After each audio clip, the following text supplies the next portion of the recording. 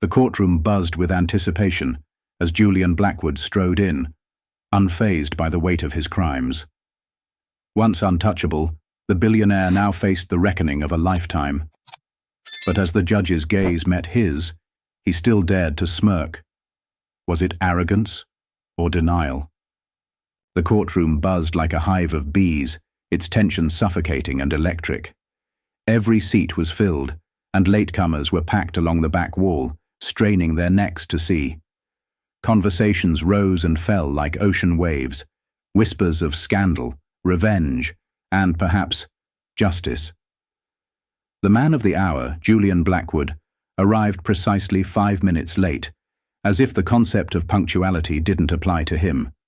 His dark tailored suit clung perfectly to his frame, and his shoes gleamed as if polished moments before he entered. Blackwood exuded wealth and entitlement, two things he had long believed would shield him from accountability. He sauntered through the courtroom with a calm swagger, barely sparing a glance for the victims who had gathered to witness his downfall. To Julian, they were mere bystanders to his life's grand production, as insignificant as extras on a movie set. When he reached the defendant's table, he leaned back in his chair, crossed one leg over the other, and scanned the room as though he were a guest of honor.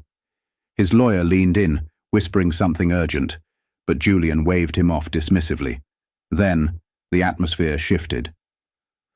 "All rise," the bailiff announced as Judge Naomi Bennett entered, her black robe swaying slightly as she strode toward the bench. Her presence demanded respect, not through intimidation, but through the aura of quiet authority she carried. She had earned a reputation as a judge who saw through lies and manipulation, and today she had no intention of making an exception. The entire room rose to its feet, everyone except Julian Blackwood. A ripple of murmurs spread through the audience, their disbelief palpable. His defiance wasn't subtle. It was a statement, a calculated display of superiority. Judge Bennett paused at the bench, her eyes locking briefly on Julian before she sat down. Her face betrayed no emotion, but the weight of her gaze said everything. "You may be seated," she said, her voice calm, but carrying the force of authority. The courtroom settled, but the tension remained, lingering like the scent of impending rain. Julian smirked, as if daring her to react further. He had no idea that today would mark the beginning of his undoing. Julian Blackwood wasn't just any wealthy man. He was the kind of rich that dominated magazine covers and business headlines. His empire, Blackwood Ventures, was known for flashy investments, luxury estates, and bold risks that seemed to always pay off. His success had been glorified as a symbol of genius and ambition, but beneath the surface lay a house of cards. For years, Julian had promised everyday investors unimaginable returns. From small-town families hoping to grow retirement funds to single parents saving for their children's futures, people trusted him. His charming speeches and glamorous lifestyle made it easy to believe in the dream he sold. But that dream had a dark cost. The victims, whose hopes he had crushed, sat shoulder to shoulder in the courtroom. Among them was Hannah Cole, a single mother of two who had used her late husband's life insurance to invest in one of Julian's fraudulent projects. She gripped a photograph of her children tightly, her knuckles white, as if the picture was the only thing keeping her grounded. Next to her sat Mark Weaver, a retired firefighter who had invested his entire pension in Julian's schemes. His hands were calloused, evidence of years of hard labor, but they trembled now as he adjusted his glasses. The prosecutor, Sarah Lang, stood confidently before the jury. "Your Honor, today we will show that Julian Blackwood didn't just make bad investments. He orchestrated a calculated scheme to steal millions. He lied to hard-working people, knowing they would never see a return on their money. And he did it without remorse." Julian's lawyer objected, but Judge Bennett raised her hand, signaling for the prosecution to proceed. "Continue, Ms. Lang." Lang presented evidence, emails, financial records, and testimonies from former employees who had turned against Julian to save themselves. Each piece of evidence was a hammer blow to Julian's defense. but he remained unfazed. To him, the courtroom was just another battlefield, one he believed his wealth could conquer. When Hannah Cole took the stand, the weight of her grief seemed to fill the entire room. Her voice was steady at first, but as she described how she had lost her home and had been forced to live in her car with her 2 children, her composure cracked. "I trusted him," she said, her voice shaking. "He told me that investing in his project would give my kids a better future. I believed him. I had no reason not to. But then, one day, the letters started coming. Warnings, foreclosure notices. My children asked me why we had to leave our home, and I didn't have an answer." She wiped tears from her face. "We slept in the car for weeks before a friend took us in. My youngest had to transfer schools, and my son started having nightmares about losing everything again. Julian Blackwood didn't just take my money, he took away my children's sense of security." Julian leaned back in his chair, tapping his fingers against the table. He avoided Hannah's gaze, as if her words were nothing more than background noise. The prosecutor stepped closer to Julian. "Mr. Blackwood, do you feel any responsibility for what happened to Ms. Who is Cole and her family?" Julian shrugged. "I'm sorry for her loss, but investments carry risks. It's not my fault she didn't understand that." Gasps rippled through the room, and Judge Bennett's gavel struck down hard. "Order!" she commanded. Hannah covered her face, sobbing quietly as she left the stand. Mark Weaver was next to testify, and the anger in his eyes burned brighter than any fire he had ever battled.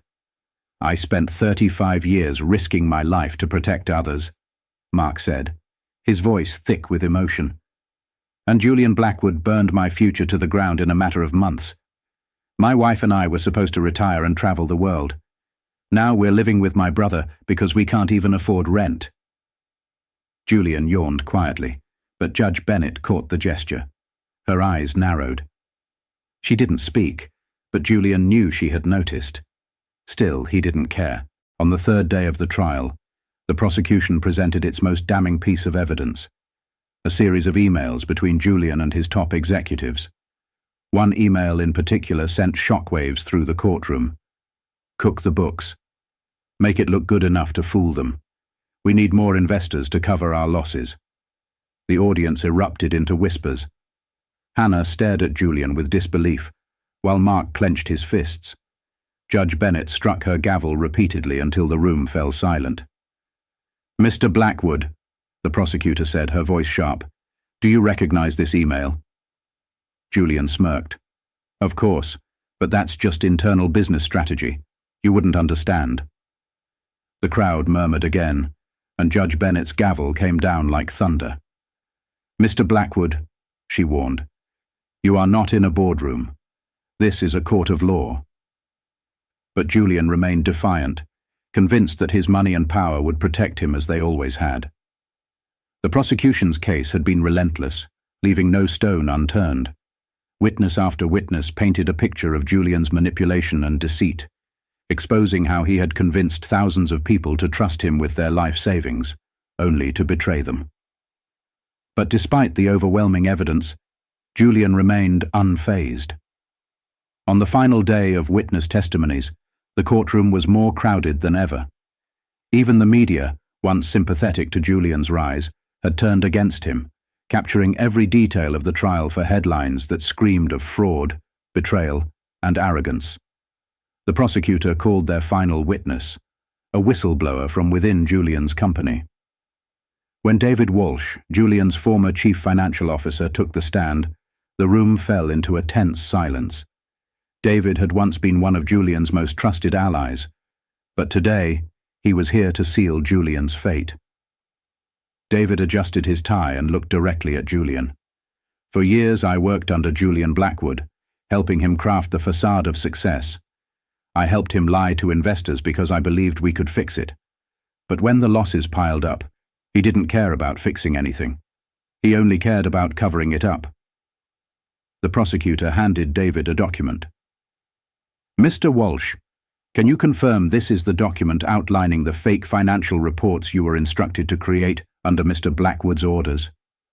David nodded solemnly. Yes, and he approved every one of them. Julian's lawyer jumped up. Objection! This testimony is speculative. Judge Bennett didn't hesitate. Overruled. Continue.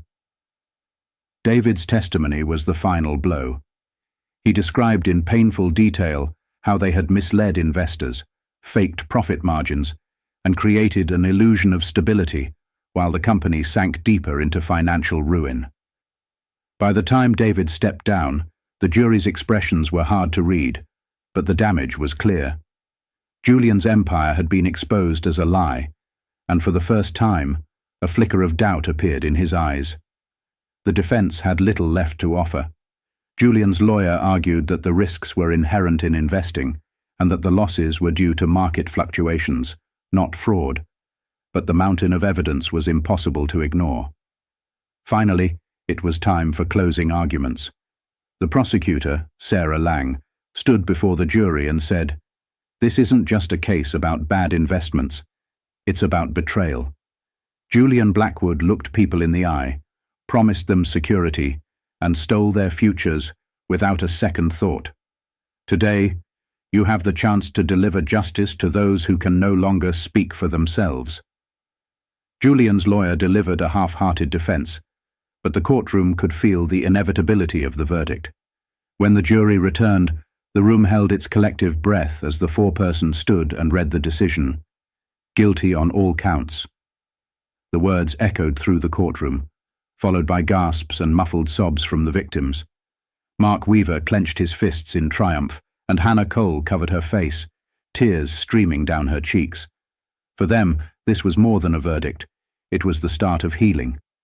Julian sat still, his jaw clenched as the weight of the verdict pressed down on him. For once his confidence had cracked. Sentencing day arrived with reporters and onlookers crowding the courthouse steps. The victims filled the gallery once again, each of them hoping for closure. Judge Bennett took her seat, her gaze steady as she looked down at the man who had once believed himself untouchable. "Mr. Blackwood," she began, her voice firm, "you have been found guilty of orchestrating one of the most calculated and heartless schemes this court has ever seen. You preyed on the hopes and dreams of honest people, and when they begged for answers, you turned your back on them." Julian's fingers gripped the table. His lawyer whispered something in his ear, but Julian didn't respond. "Throughout this trial you have shown no remorse," Judge Bennett continued. "You have treated these proceedings as if they were beneath you. But justice is not about privilege. It is about accountability." The room was so silent that every breath felt amplified. "Therefore," Judge Bennett declared, "I sentence you to 25 years in federal prison without the possibility of parole. Additionally, your personal assets will be liquidated, and restitution will be paid to the victims of your fraud." A collective gasp spread through the room, followed by scattered applause. Julian shot to his feet, his face flushed with anger. "This is a joke," he shouted. "I built this empire. You can't destroy me." Judge Bennett's gavel struck sharply. "Mr. Blackwood, sit down or be removed from this courtroom." Bailiffs approached as Julian continued to protest. "I'll appeal this. You haven't seen the last of me." But the courtroom had already turned its back on him. As he was escorted out, the applause grew louder, a cathartic release of years of pain and betrayal. Outside the courthouse, victims embraced, shedding tears of relief. Hannah Cole stood with Mark Weaver, both of them overwhelmed but grateful. "It won't bring back what we lost," Hannah said, "but it's a start." Mark nodded. "It's about more than the money. It's about knowing that people like him don't get to walk away." Reporters swarmed them, eager for quotes, but their focus wasn't on the cameras. It was on the future they could finally rebuild. Inside her chambers, Judge Bennett sat quietly, staring out at the bustling crowd below. She didn't feel triumph, only a quiet satisfaction that justice had been served. Letters from victims had already started to arrive, thanking her for standing up to someone as powerful as Julian Blackwood. One letter, from Hannah's youngest child, read, "Thank you for giving us hope again. My mum smiles more now. You didn't just give us justice, you gave us a second chance. The case of Julian Blackwood would be remembered for years, not just as a story of downfall, but as a reminder that justice is possible, even against the powerful. And for those who had lost everything, it marked the beginning of their healing journey. If this story inspired you, don't forget to hit the like button, share it with others, and subscribe to our channel for more gripping tales of justice, resilience, and hope. Turn on notifications to stay updated and be part of a community that believes in the power of storytelling.